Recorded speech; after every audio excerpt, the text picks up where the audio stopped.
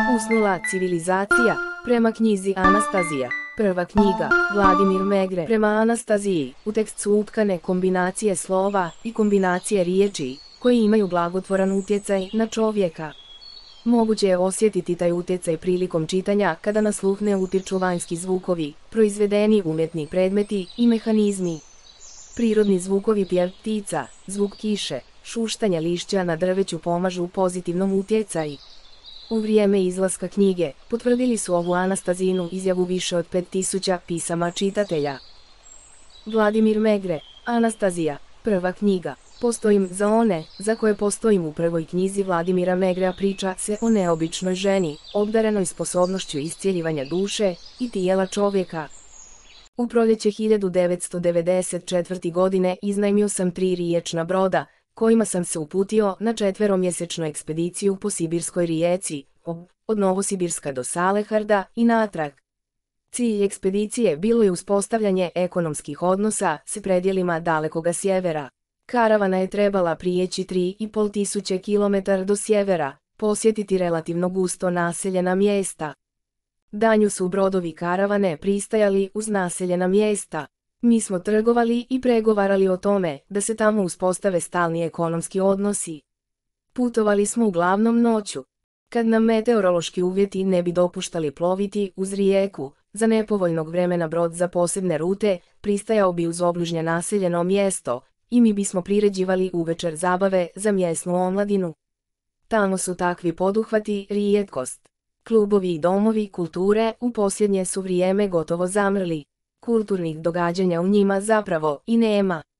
Znao je proći dan, a da ne bismo vidjeli niti jedno, čak ni malo naseljeno mjesto. Samo se tajga rasprostirala duž obale rijeke na mnogo kilometar jedine žile kucavice kojom se odvijao promet. Tad još nisam niti slutio da će me na jednome od ovih kilometara očekivati susret koji će promijeniti čitav moj život. Jednom, kad smo plovili u obratnom smjeru, prema Novosibirsku, odlučio sam iskrcati brod za posebne rute na obali omanjeg seoceta sa svega nekoliko malih kuća, 10 km udaljenoga od većih naseljenih gradova. Odlučio sam pristati na 3 sata ne bi li se posada malo prošetala po kopnu, a mještani kupili od nas raznovrsnu robu i proizvode, a mi od njih jeftinije ljekovito bilje iz tajge i ribu. Putovali smo uglavnom noću. Dok smo stajali, meni su se kao glavnome obratila sasvim neobičnom molbom, kako mi se tada činilo, 2 mjesna starca. Jedan je bio postariji, a drugi mlađi. Stariji starac s dugačkom sijedom bradom cijelo je vrijeme šutio. Govorio je onaj mlađi. On me je nagovarao da im dam oko 50 ljudi, u posadi broda bilo ih je svega 65, koji bi oni sami poveli u tajgu, udaljenu 25 km od mjesta gdje je brod pristao. Odveli bi ih u dubinu tajge ne bili posjekli, kako su se izrazili, zvonki cedar. Cedar, čija je visina, prema njegovim riječima, dosezala 40 metara, trebalo je još posjeći na dijelove, koji bi se prenijeli rukama na brod. Morali bi ih sve uzeti. Starac je savjetovao da se svaki dio sasječe na još više manjih dijelova, po jednoga bi uzeli sebi, a ostale bi dali svojim bliskima, poznanicima, svakome tko bi ih poželio dobiti na dar. Starac je govorio da je ovaj cedar poseban. Komadić njega treba nositi na vrpci, na grudima. Uz to, treba ga metnuti stojeći bosim nogama na travi i prisloniti dlanom lijeve ruke na gola prsa. Tijekom minute osjetit će se ugodna toplina što je proizvodi cedar, nakon čega će po tijelu proći lagani trnci.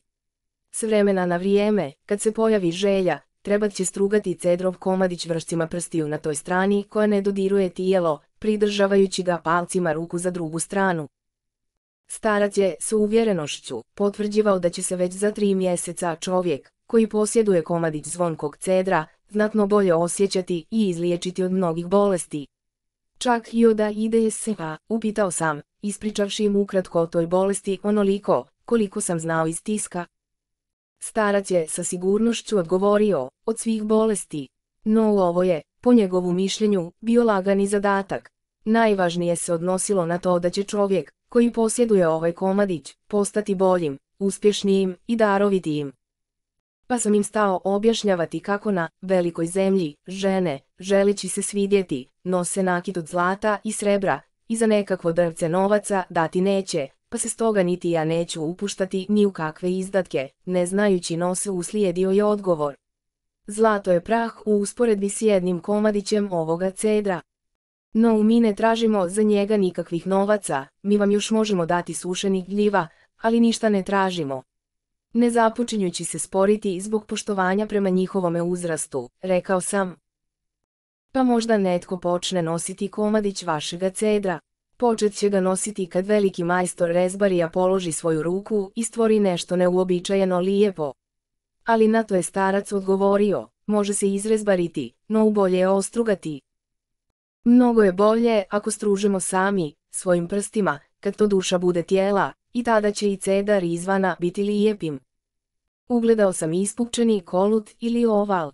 Na njemu su bile različite boje ljubičasta, boja maline, riđa i tvorile su čudnovat crtež, žilice drveta izgledale su poput potočića.